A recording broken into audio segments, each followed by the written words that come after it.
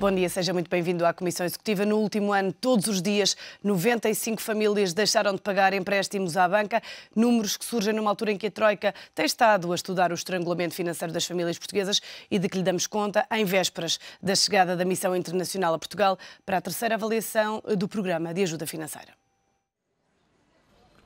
Os números são reveladores da crise que fustiga o país. Os dados do Banco de Portugal mostram que em cada dia do último ano houve 95 famílias a deixarem de pagar os créditos à banca. No total foram 34.637 que entraram em incumprimento, um número recorde e que resulta num valor ainda maior. No total, em Portugal, são já mais de 670 mil as famílias que deixaram de pagar os empréstimos. Se compararmos com 2010, a variação para 2011 foi de 450%. O crédito à habitação, habitualmente o último que os portugueses deixam de pagar, deixou de ser pago ao banco por 12.280 famílias, para um total de 139 mil. Cada lar tem uma dívida média em atraso de 17 mil euros. No crédito ao consumo, o cenário é idêntico. São mais de 610 mil os portugueses que não conseguem pagar empréstimos médios de 5.274 euros. Já nas empresas, o número que entrou em incumprimento ascendeu às 8.989 só em 2011, o valor mais alto de sempre. No balanço entre famílias e empresas, o crédito em incumprimento à banca aumentou no último ano em 2.870 milhões de euros. Números de uma crise que, garantem os analistas, veio para ficar e deve agravar-se este ano.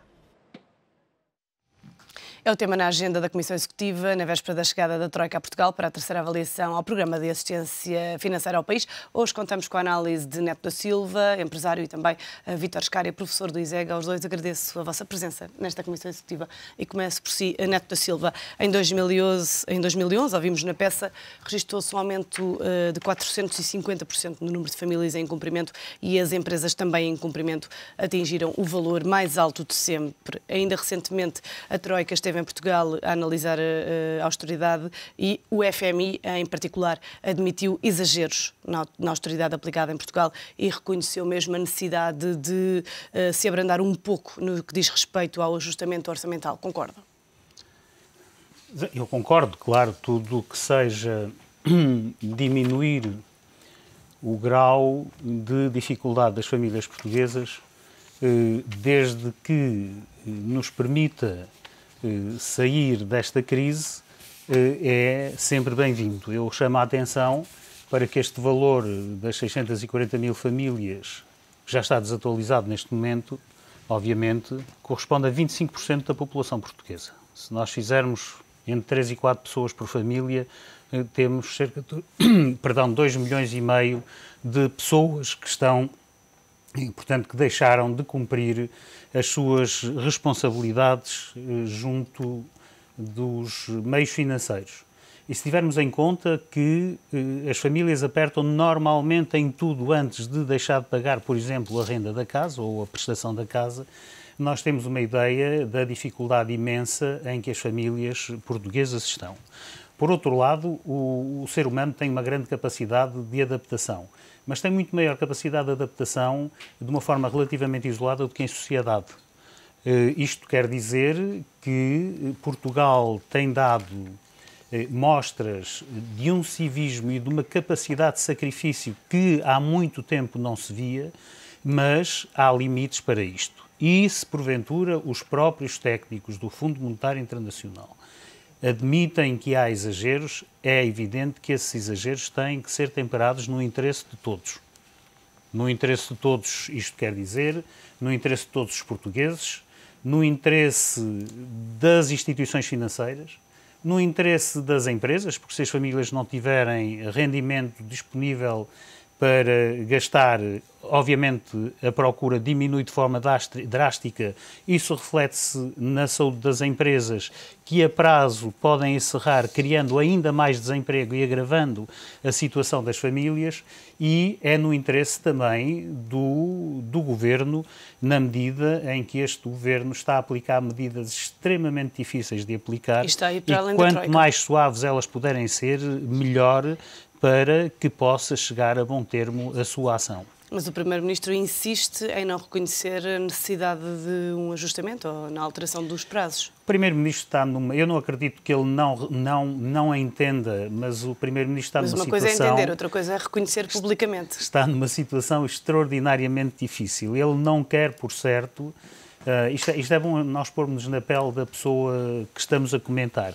Ele não quer, por certo, dar uma ideia aos portugueses de que vai haver facilidades e, portanto, quer manter esta ideia de rigor absoluto, de necessidade de sacrifícios.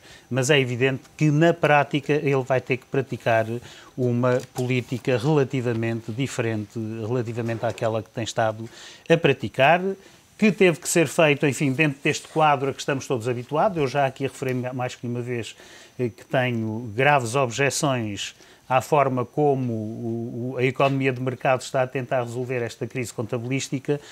Não vou repetir, pelo menos nesta intervenção, essas minhas críticas, mas é preciso fazer com que as medidas que estão a ser aplicadas sejam, na medida do possível, suavizadas para não termos uma crise social grave como aquela que aconteceu, por exemplo, na Grécia há muitos anos. Eu quero lembrar-lhe, hoje a Moody's mais uma vez desceu o rating de Portugal e de outros países, pôs a França sob vigilância, pôs a Inglaterra sob vigilância.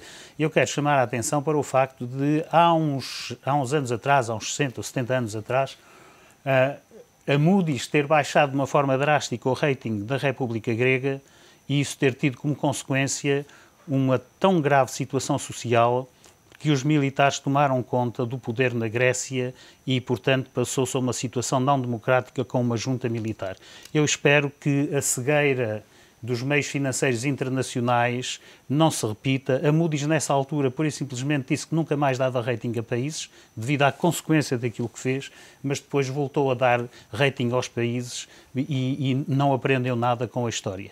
Portanto, eu espero que, quer na Grécia, quer noutros países onde a crise da dívida se instala e não parece estar agarrada de uma forma definitiva, que não haja uma cegueira tal que se empurre os países para situações de não-democracia, o que implicaria a saída da União Europeia, porque obviamente a União Europeia não pode ter países no seu seio que não sejam democracias e, portanto, eu faço um apelo para que os meios financeiros internacionais tenham, e os políticos a nível internacional, tenham uma visão bastante mais alargada da história do que propriamente uma visão puramente contabilística desta situação.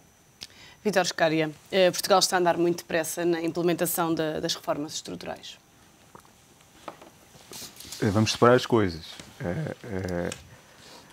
Portugal, se calhar, está a andar muito depressa na implementação da consolidação orçamental e das alavancais. Nas reformas estruturais, nem tanto. São duas coisas distintas e boa parte dos efeitos que o Dr. Neto Silva estava agora aqui a referir e mesmo as preocupações da Troika têm a ver mais com essa dimensão, que é a dimensão do aperto orçamental. E mesmo aí, julgo que poderá haver margem para separar, na medida do possível, duas coisas. Uma coisa é o que o Estado tem que fazer no seu orçamento e na consolidação das contas públicas e, tanto como dizia o Dr. Neto Silva, se possível, mas não foi essa a opção, eu julgo também que houve aqui uma tentativa de fazer muito depressa, rapidamente, nesse domínio para sair para aquela discussão que tivemos durante muitos anos, que é Portugal não é a Grécia, mas, como dizia, separar um pouco o que é a ação feita no domínio da consolidação orçamental do que é a ação feita relativamente ao ajustamento do balanço dos privados. E eu acho que aí é que é a margem importante. Por exemplo, basta pensar numa coisa, se for possível algum apoio ou não estrangular tantas empresas produtivas, se calhar muitas famílias não têm a situação que não vão para o desemprego. Portanto, há aqui um domínio. Temos que fazer consolidação orçamental, obviamente a parte fiscal é relevante e é uma das origens do agravamento da situação de muitas famílias, mas talvez boa parte dessas famílias que tenham entrado em incumprimento deva-se mais isso à questão da entrada no desemprego do que propriamente à questão fiscal, que ainda muitas delas nem sequer sentiram, porque nós até temos um problema, só quando pagamos o imposto é que sentimos verdadeiramente a redução. Por isso eu separaria e diria, houve se calhar uma tentativa nestes primeiros meses de aplicação do plano de ajustamento financeiro, uma tentativa de mostrar aquela que é dito por alguns que somos bons alunos do programa, e se calhar não se pesou completamente as implicações disso. Portanto, nós aqui já falámos várias vezes nessa questão de corremos o risco de deitar o bebê com a água do banho E é de facto o que está aqui, ou seja, o aperto ser tão grande que de facto já não há portugueses para salvar, não há nada para ajustar quando chegarmos a vir. Estes dados que ouvimos do Banco de Portugal revelam que há 14 famílias insolventes por dia. Como é que se chegou a este ponto? Não é de agora? Não, quer dizer, eu aí também, quer dizer, obviamente nós, quando estamos mais alertas para esse tipo de fenómenos, mas é normal, sempre que há fenómenos de desemprego crescente, processos de famílias insolventes. Se calhar no passado não se ligava tanto, até porque se calhar também as redes familiares permitiam obviar a parte desse problema. Portanto, a família extensiva permitiu durante... Eu não julgo que o que se viveu, por exemplo, em 83, 85, se calhar não era muito distinto do que se vivia agora. Se calhar não estávamos com o mesmo alerta, e também é verdade, não havia tanta exposição ao crédito. Essa que é a questão. E aqui levanta-se aquela questão que o Dr. Neto Silva, muitas vezes, eu não quis falar nisso novamente, mas falo hoje, que é de facto, o que é normal, quando se empresta dinheiro a quem não tem capacidade de pagar, é fazer provisão e cobrir as perdas. É assim que as empresas, quando vendem a um cliente que não paga, e é assim que os bancos também têm que fazer. Ou seja, há aqui um fenómeno de insolvência, por um lado até é saudável, porque quer dizer que uma família que se declara insolvente acaba por ficar parcialmente protegida do seu credor. O que quer dizer que pode tentar reconstruir a sua situação financeira numa melhor solução. Portanto, se isto funcionar... Mas depois não fica com cadastro? Fica, e é normal uma pessoa que alguma vez incumpriu que tenha maior dificuldade em tornar a pedir um empréstimo bancário, mas isso daí não vem mal ao mundo. É verdade. Agora, não deve passar fome, não deve não poder ter os filhos... ou seja, uma proteção da família em relação ao credor é saudável e é um processo normal de restabelecimento do funcionamento da economia e mercado. Isso não me choca por aí além e acho que é o momento certo, numa recessão, de o fazer. Temos é que ter os mecanismos que permitam que não se vivam as situações de desespero social que nós vezes fomos confrontados. Essa é que é a questão. Junta-se agora a nós, Paulino Brilhante Santos. Muito obrigada por ter vindo. Estávamos aqui a falar do incumprimento das famílias portuguesas e também das empresas e do facto da Troika estar a admitir que há exageros na austeridade aplicada a Portugal. Esta análise da Troika e mais em particular do FMI mostra alguma flexibilidade da missão internacional em relação ao programa de ajustamento português? Vamos ver, eles vêm cá amanhã, não é? Mas isto é uma análise à parte da que a Troika vem fazer. A Troika esteve cá recentemente e admitiu isso mesmo. Sim, parece que sim. E parece que há uma notícia também que o Fundo Monetário Internacional já lançou um estudo prévio salientando alguns exageros da austeridade, não é? Eu penso que, ao fim e ao cabo, o que a Troika estará prestes a concluir agora nesta avaliação é que provavelmente o doente está quase a morrer da cura, não é? E, portanto, em alguma medida a austeridade está a liquidar a economia real e, portanto, nessa medida pode até comprometer a capacidade de reembolso da dívida. Que, aliás, é uma coisa para a qual sempre todas as pessoas mais conscientes e responsáveis vinham alertando, até pelo caso da Grécia, como se está a ver, não é? E, portanto, nessa medida, acho que é sensato reavaliar a situação e considerar que o que se está a passar, por exemplo, na Grécia, eu no programa anterior disse que estávamos a ver nas costas da Grécia a nossa própria situação. Não é? E realmente, se não arrepiarmos caminho, é isso que nos poderá acontecer também. E fico, em alguma medida, mais tranquilo por ver que parece estar a começar a prevalecer algum bom senso. Não sei se ainda será... espero que ainda se vá a tempo de salvar alguma coisa, porque muito já foi destruído, não é? Soubemos agora recentemente que a estimativa de quebra do PIB em 2011, afinal, não foi assim tão fantasticamente animadora como parecia, parece que caiu 1,5%. Se falava-se que tinha caído menos do que sim, mas não tão menos como se tinha pensado, porque havia estimativas otimistas que falavam em apenas 1,1 ou 1,3. Isso foi em janeiro. Isso foi em janeiro, pois, mas chegou-se a falar nisso, não é? Cheguei a ouvir esses números, não é? E afinal caiu 1,5. Não, que é melhor que o governo pensava em outubro, que dizia que era 1,6. 1,6, sim, uma décima, portanto. Já estamos consolados por uma décima, mas 1,5, mas o pior não foi ter caído 1,5, o pior foi a destruição provocada em 2011, por essa queda de 1,5%, que agora está a construir uma situação que também o relatório 2 da OCDE indica. Portugal é o único país da OCDE, incluindo a Grécia, que vai ter uma recessão este ano. E uma recessão profunda, desta vez, provavelmente acima dos 3%. E não sabemos ainda o efeito de contágio da situação da Grécia, porque é evidente que a Grécia não vai conseguir cumprir aquele pacote dos 130 mil milhões, não é? Estamos a falar do despedimento de 150 mil funcionários públicos, de uma redução de 20% a 30% dos salários reais, liderado pela função pública, mas com certeza com alastramentos também, a começar pelo salário mínimo nacional para a função privada também. E é impossível de cumprir o programa, não é? Mesmo os comentadores mais benévolos. Mas em Portugal a situação tende a agravar-se ainda mais este ano. Tende a agravar-se muito mais. Porque os efeitos da recessão tendem a ser cumulativos. 1,5% de recessão já é grave. Já destruiu muita coisa e nós já vimos os efeitos sociais e económicos. Aliás, estava-se a falar disso, não é? Das famílias que declararam insolvência, à média de 14 por dia, com uma recessão de 1,5%. Se chegarmos ao fim do ano com 3%, é fácil fazer as contas, quer dizer, é de prever que pelo menos essa situação duplique, no mínimo. Mas não vai só duplicar, porque essas coisas não têm um efeito meramente aritmético, não é? Essas coisas depois, o efeito cumulativo disto não é aritmético, é exponencial, não é? Portanto, não é de prever que isto simplesmente duplique, é de prever que tenha um efeito multiplicador e que aumente muito mais do que isso, não é? Neta Silva, há pouco falávamos que estes números são ainda mais preocupantes, tendo em conta que a casa é a última coisa que as pessoas deixam de pagar e também no caso das empresas a situação, pergunto-lhe, é ainda mais preocupante, uma vez que a maior parte dos créditos em incumprimento, e segundo os dados do Banco de Portugal, são da ordem dos 5 mil euros. Pois, do ponto de vista das empresas é de facto muito preocupante. Eu posso lhe dizer que há algumas empresas públicas que estão a deixar de pagar, ou seja, mandaram executar obras, as obras foram executadas e agora as empresas de construção que executaram as obras pura e simplesmente não recebem. A última notícia que eu tenho é da Apple, que tem estado a atrasar pagamentos.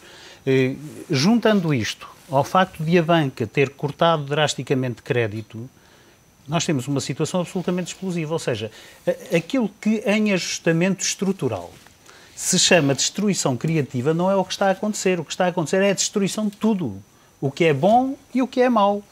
Porque os sistemas de ajustamento têm uma grande vantagem.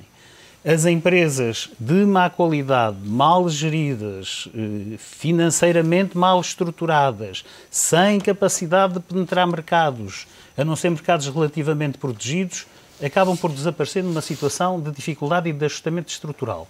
Neste caso concreto, empresas de grande qualidade, por exemplo, na construção civil, nós ainda ontem ou anteontem, a FDO era notícia, a FDO era uma excelente empresa.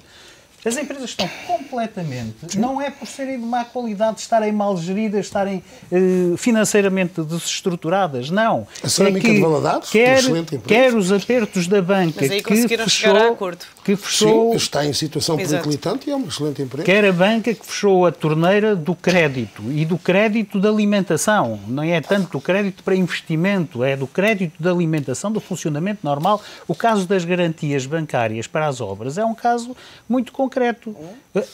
Nas empreitadas, nos concursos, é exigido garantia bancária. As empresas vão à banca para ter a garantia bancária e a banca não dá a garantia bancária porque dizem que aquilo implica um comprometimento. Portanto, há de facto um aperto e uma destruição de tudo, do bom e do mau. As empresas boas estão a começar a entrar em dificuldades. Empresas que não tinham razão nenhuma, que seriam aquelas que se apropriariam da parte de mercado que as outras más, ao morrerem, iriam largar e que, portanto, lhes permitiriam o crescimento. É isso a destruição criativa. É isso a função do ajustamento estrutural. O Vítor há bocado falou nesta questão. O que nós estamos a assistir é uma destruição de tudo, das boas e das más. Vítor Scária, como é que os bancos suportam estas situações no momento de maiores exigências de capital? Quer dizer, eu aqui julgo que também aí tem que haver boa gestão. Eu acho que um banco tem que fazer muito bem a avaliação dos casos em que a concessão de novo crédito é condição para receber algum do que lá está e separá-la claramente daquelas que têm que morrer e que têm que levar a provisão. E, infelizmente, o que nós sentimos foi que boa parte do processo, pelo menos nesta primeira fase, eu admito que aí se possa sentir alguma alteração, porque o que o Banco Central veio fazer e vai fazer novamente, e o Banco Central está a ser muito ativo, vamos ter outro pacote de 3 anos, agora em 29 de fevereiro. Julgo que se os bancos tiverem algum alívio do ponto de vista de tesouraria e da questão do financiamento e da liquidez que têm, possam fazer uma gestão mais criteriosa disso. Mas acho que esse é o papel dos bancos. É, de facto, os bancos desabituaram-se de avaliar risco. E acho que é um dos problemas que nós temos. Hoje, aquilo é feito em modelos centralizados numa agência qualquer e aquela lógica do contacto com o empresário desapareceu muito. E temos um conjunto de pessoas na atividade bancária que, de facto, não são bancários. São indiferenciados, que têm um modelo matemático por trás, não sabem o que é que faz e não têm aquela capacidade de avaliar um empresário e uma empresa e dizer esta empresa tem condições para funcionar. São servidores de computador. Precisamente. Então, porque é que estão essas pessoas a fazer essas avaliações? Porque o negócio bancário, eu julgo que isso é fruto muito do que foi o passado, o negócio bancário evoluiu de tal forma que aquilo, como nós todos recebemos, o que era bom era dar crédito a famílias sem risco, recebendo aquela taxa todos os meses. E, de facto, desaprendeu-se bastante o que é a base do financiamento da economia, que é arriscar, é correr risco, gerido de forma parcimoniosa, e é essa a função do banco, mas é assim, a atividade financeira tinha 3 funções tradicionalmente: transformação de maturidades, transformação de riscos e transformação de ativos. E, de facto, desapareceu uma parte significativa do que era a sua valência. Eu acho que isso tem que reaprender. Eu, como digo, aparentemente, e até não quero falar da Troika, mas era para isso que nos vinham cá, dentro das medidas que têm que ser verificadas, uma delas é precisamente o cumprimento dos planos de desalavancagem da parte da banca. Eu estou convencido e que nesse domínio se avançou bastante e espero que seja daí que venha uma parte do alívio, porque já era por aí que o FMI tinha logo no início tentado equilibrar o processo. Se a desalavancagem bancária não for tão rápida, pode dar aso a, como dizíamos há bocado, mantenha-se a consolidação orçamental, que é fundamental por causa da necessidade de financiamento público, alivie-se um bocado na consolidação privada, fazendo uma gestão mais parcimoniosa desse processo de desalavancagem privada. E se isso for feito, podemos não fazer a política de terra queimada que nós neste momento vemos em relação ao setor produtivo. Já voltamos a falar, fazemos agora uma curta pausa nesta Comissão Executiva, voltamos depois de um curto intervalo. Até já.